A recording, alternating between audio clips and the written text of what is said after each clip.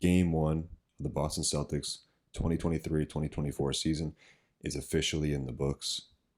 They come out on top tonight with a 108-104 road win against the New York Knicks. And man, where do we start? I think it's fairly obvious where we start tonight. We start with Kristaps Porzingis. He exceeded my expectations and probably all of Boston Celtics fans' expectations with a historic debut, a 30-point showing. I think he shot better than 50% from the field, 50% from three, 90% from the line. As a Celtics fan, it feels so special to have a big like Kristaps. I can't even put it in the words. We've been through some tough times with bigs like Daniel Tice and Tristan Thompson and Aaron Baines, Amir Johnson, who all held up for what they were, but to have a truly elite big man, a 7'3" guy who has a special skill set of shooting and shot blocking. He's out there slipping pick and rolls, hitting 30-footers, bailing us out late in the shot clock with step back threes, rolling to the basket, shooting over everybody because he's 7'3". And what really impressed me was him getting to the line 10 times. His offensive package seems to have few limitations, and just putting him next to the Jays and Drew Holiday and White and Al, it seems almost unfair that a guy this good gets these types of looks. I think all Celtics fans are feeling very excited about what Kristaps is going to do on that side of the floor this season. He was just as great defensively. I think he blocked 4 or 5 shots, but that doesn't even sum up how good he was. Just his presence down low, him being 7'3", and just in the vicinity of someone who was shooting the ball was enough to alter the shots. This type of performance from KP on the defensive end definitely alleviates some of the sting of losing Robert Williams.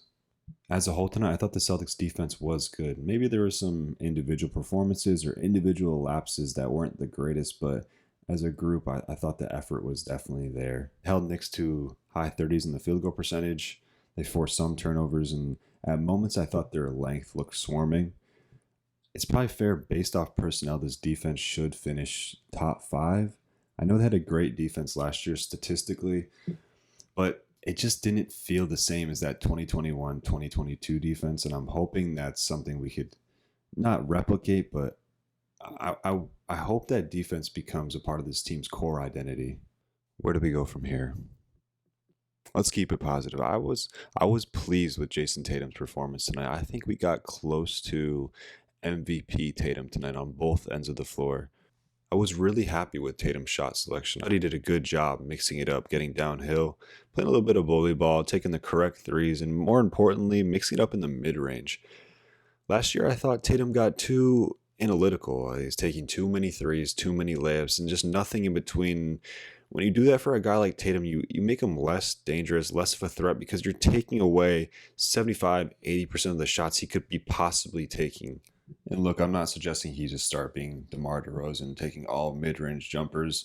The analytics definitely do not support that, but I'm just saying the threat of it needs to be there, especially come playoff time. But on a positive note, I liked Al's performance tonight. I know there's a bit of unease with him coming off the bench, but maybe he's using it as motivation or a chip on his shoulder, or maybe it's just because it's game one, but I thought he came in looking more youthful or energetic or aggressive. Those threes were getting off quicker. He's crushing the boards. And more importantly, they kept Al around 25 to 26 minutes tonight. And that's going to be super important for this team, later in the year, May, June. Because we saw what happened last year. It's not fair to expect a 37-year-old Al Horford to play 35 minutes regular season, 38 minutes playoff. That's just not the way it is. We saw him kind of burn out last year in the Miami series. And come playoff time, this team needs the best version of Al Horford. And I think how they get there is 20 to 25 minutes a night and no back-to-backs. And Derek White, I thought Derek White had a solid game. He's continuing his play from last season. He was out there making the right plays, making the tough plays, blocking shots. Other than the early foul trouble, it was a tough whistle. There's nothing to complain about there with Derek White. I'm excited to see him more on ball this season. I think that's where Derek White is at his best. Now let's get into some questions that this game has left me with. Let's talk about Drew. I think on both ends of the ball, he had very different games. Defensively, I thought he was great. At times, he was engulfing the opponent. He was handling the physicality of Randall extremely well. And I think For the time he guarded Randall, he held Randall to just one field goal made. But I thought on the other end of the ball, it was a different story. Offensively, he was kind of quiet, parked in the corner, had a few turnovers. Of course, it's just one game. We can't expect the integration of Drew just to be so seamless. It's hard for me to imagine that his role will look like this for the whole season. I would like to see him more on ball, making plays for others, setting the table for others, because that was supposed to be the reason the Celtics got Drew. They got Drew as an upgrade over Marcus Smart in that aspect of he's a true point guard. It's a tough thing to balance. I think ultimately these are questions Joe is going to have to answer, or these are his rotations he'll have to figure out. You want Drew and Derek out on the court together. These are two, if not the best two point of attack defenders in the league. So having them on the court together just causes hell for other teams. But on the other end of the ball, I think you need to be able to find a balance of an appropriate amount of ball time for each of them, because I think that's where they're at their best. And now let's talk about JB. I know JB caught a lot of heat on social media after this game, especially after that lapse he had in the second half. But overall, I didn't think his game was terrible.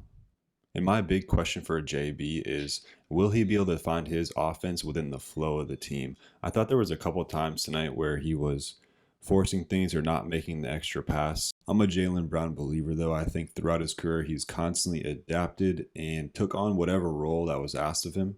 I don't expect that to change anytime soon. These guys have just had one game together, and I think JB will figure it out. And now we'll wrap it up with a couple quick hits.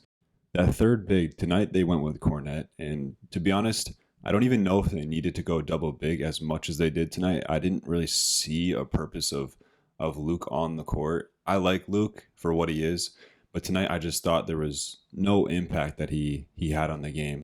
And the bench scoring, the guys specifically 7 through 9, Peyton, Sam, Luke, like where's the scoring going to come from? I was a little bit surprised that we didn't see Mazzulla go to Svi or O'Shea or Banton, and even Lamar Stevens. These are some guys who do a few things pretty well. They have started on other NBA teams.